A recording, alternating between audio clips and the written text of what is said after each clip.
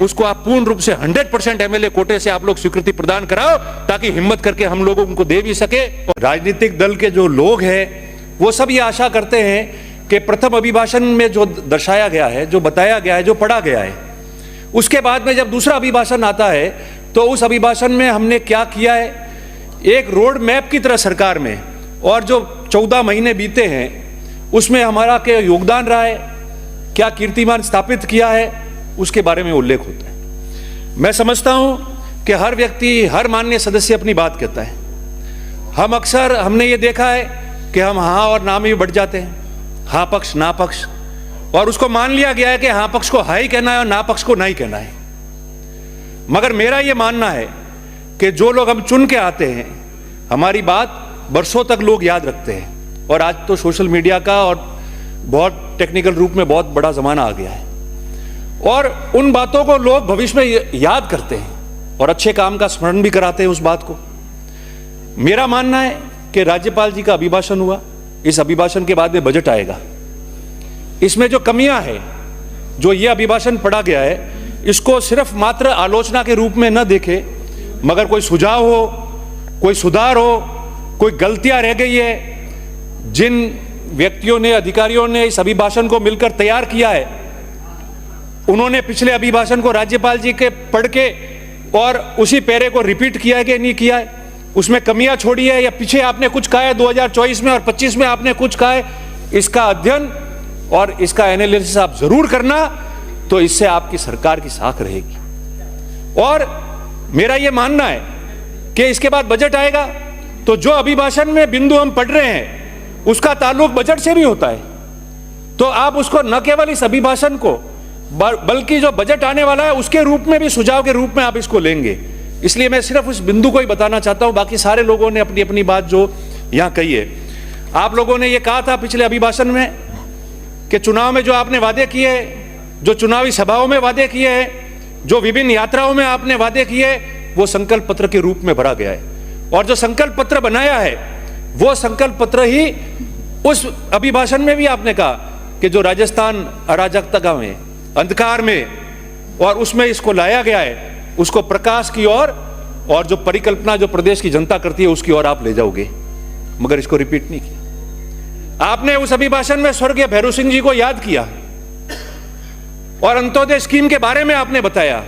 हम सबके नेता थे स्वर्गीय भैरू सिंह जी, सब उनके सम्मान करते हैं सदन के सदस्य के रूप में, मगर उसको आपने आगे बढ़ाया इस अभिभाषण में वापस उल्लेख करते हुए उस पैरे को, और उसको जन्म शताब्दी मनाने की बात हमने की थी उस समय, और आज आपने उसको आगे नहीं बढ़ाया।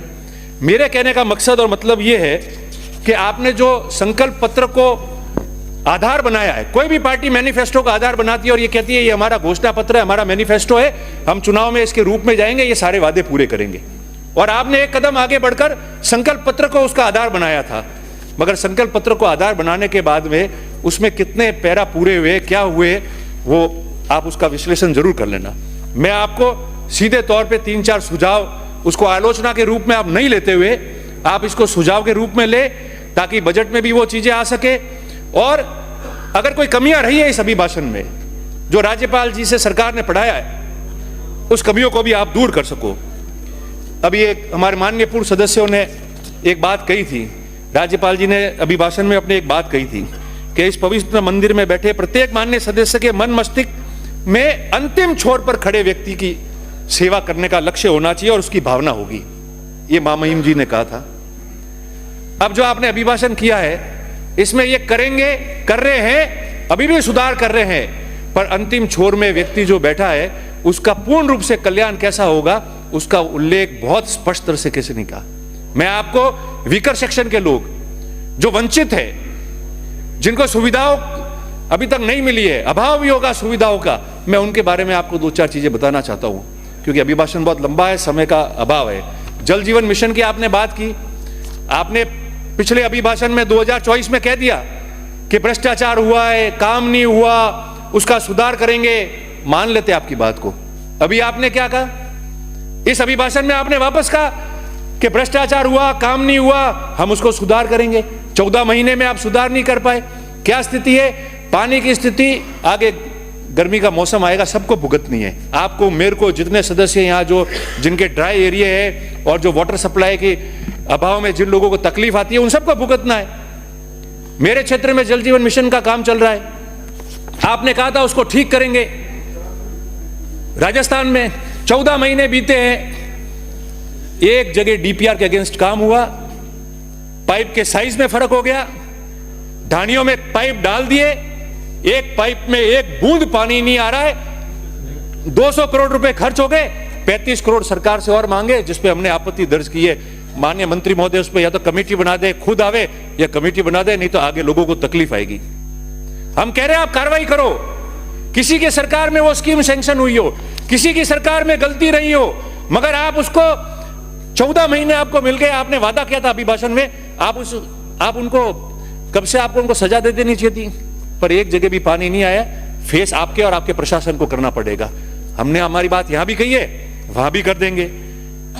गोपालन मंत्री जी बैठे, आप भी उस क्षेत्र से आते हैं, गौ सेवा, गायों को सब्सिडी दे रहे हम लोग, गौशालाओं को। मैंने पूर्व में भी आपको निवेदन किया था, बजट अभी आया है, बजट में निवेदन किया था, अब बजट आ रहा है, और आपके माननीय जो हाँ पक्ष के सदस्य बैठे, माननीय सदस्य, कई सदस्यों ने उस मेरी बात को दोहराया भी था, और मैं वापस आपको निवेदन कर रहा हूं, गाय बचानी है, गायों का काम करना है, और वास्तव में गौ सेवा का, गौ माता जिंदाबाद का नारा अगर मन से हमको देना और मुख से नहीं देना है, तो आप मेहरबानी करके, जो पशुपालक गाय लेके इधर उधर जाता है, झुंड में सैकड़ों गाय रखता है, हजारों गाय रखता है, आप उसको, जो सच्चे रूप में सेवा कर रहा है, आप उसको सब्सिडी देना शुरू कर दो। अगर आप दोगे तो आपको बहुत अच्छा पुण्य भी मिलेगा और वो गाय भी बच जाएगी। ये मैं आपको निवेदन कर रहा हूं, क्योंकि उसके बारे में नहीं कहा। राज्यपाल जी ने कहा अंतिम छोर में व्यक्ति के बारे में सुनो और सोचो, वो अंतिम छोर का व्यक्ति है। गौशालाओं में सब्सिडी दे रहे हो, कहीं बहुत अच्छा काम कर रहे हैं और कहीं कैसा काम कर रहे हैं, आप खुद जाके देख लो। मगर उस पशुपालक को अगर सब्सिडी मिलेगी तो उसकी गाय बच जाएगी। 2 मिनट में पूरा कर दूंगा अध्यक्ष जी, मिल जाएगी। दूसरी 2 बातें मेरी थी, पट्टे की जो बात आई है, घुमंतु, अर्ध घुमंतु पशुपालक, डीएनटी के लोग, उनको आपने देने की बात की है, दिए भी है कई लोगों को, मगर वो अपना, आपका सपना साकार नहीं हो सकता, हमारा भी नहीं हो सकता है, क्योंकि पूर्व में वो गांव के बाहर रहते थे, बाड़े वहां होते थे, वो गोचर में जाके बस गए। सुप्रीम कोर्ट के नियम है, निर्देश है, आप गोचर को डायरेक्ट 1-2 कामों के अलावा कन्वर्ट नहीं कर सकते, मगर आप कैबिनेट में ऐसा बिल लो और विशेष अनुमति लो, ताकि दूसरी जमीनें आपकी आरक्षित हो जाए और उन जमीनों पे बाड़े लेके जो छोटे छोटे लोग बैठे हैं उनको जो है वो नियमन करके वो पट्टे मिल जाए। और माननीय सारे सदस्य, अंत में मैं बता रहा हूं आपको कि 2 बातें और है।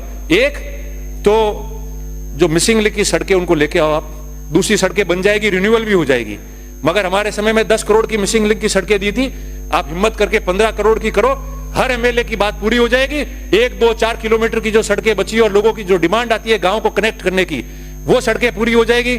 आपने उसकी उल्लेख इस अभिभाषण में नहीं किया। और अंत में राज्यपाल जी ने अपना समापन करते हुए भाषण में सरदार वल्लभ भाई पटेल जी को याद किया और अंबेडकर जी को याद किया। मेरा इतना ही निवेदन है अध्यक्ष महोदय आपके मार्फत कि एमएलए लैड्स की जो गाइडलाइंस बनी हुई है वो बहुत पुरानी है, उसमें चेंजेस आने चाहिए।